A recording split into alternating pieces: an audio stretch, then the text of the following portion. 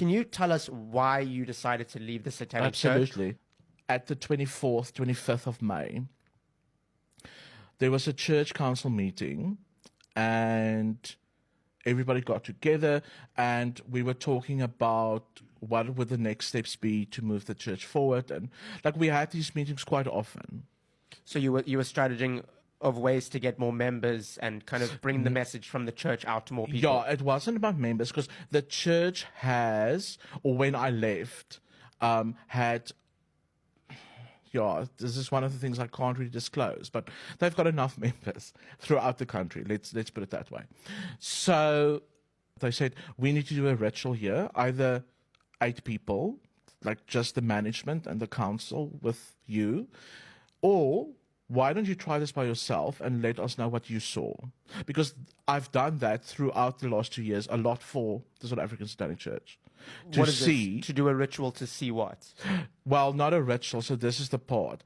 So it's like, it was doing readings using different methods of divination to see what is the next thing we need to do to get this thing bigger and more.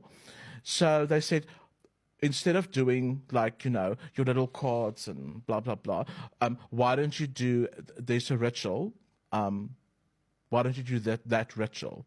And I say to them, okay, but that ritual, and because I've read about it and I've studied a lot of the symbols in the ritual and stuff, and I said, that is invoking, that would be me invoking a demonic cluster.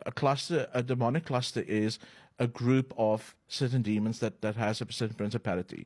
And I've never done that. I just want to say that as well. So I've never actually worked with demons in rituals, and certainly there's other people who do. I know for a fact.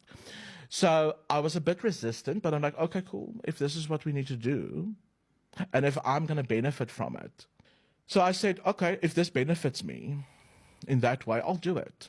I will open myself up to the spirit world, to a place that I've never gone, because I've always never felt like I want to go that deep into it, because I have the ability, so why do I need to? But I said, okay, I'll do this ritual. So I started doing the ritual by myself, and I did the first part of it, and then suddenly, yeah, it was there, like in front of my face. And Who was there? Jesus. And because I've never believed in Christ up to that point, and being extremely scientifically minded and an atheist and all of those things, I said, no, like, this is either a demon playing a trick with me, or I am hallucinating.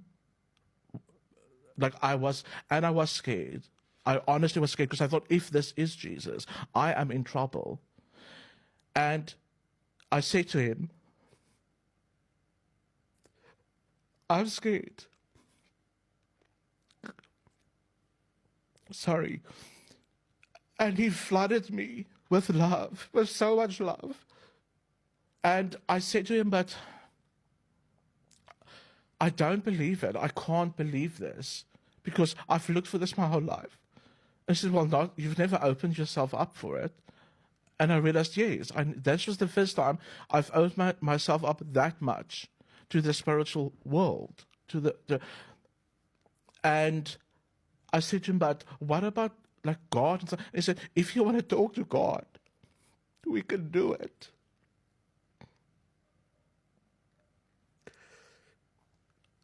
And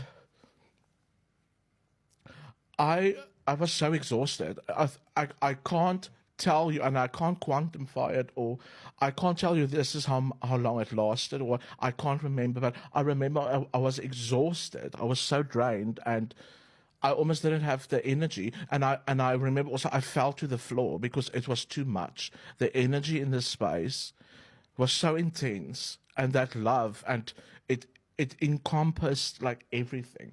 And I remember I got up and I locked up everything at the church building, and I went to my car and I smoked to cigarettes, and I drove home, and I kind of like, I was trying, and it was very late at night, and I was trying to like figure this out and reason it out. And I went to bed, and the next morning, I woke up, and you know what? There was a sense of two things. I was very at peace, and it's like everything went quiet, like the world went quiet. And I realized that my life, this was the end of May, will never be the same again.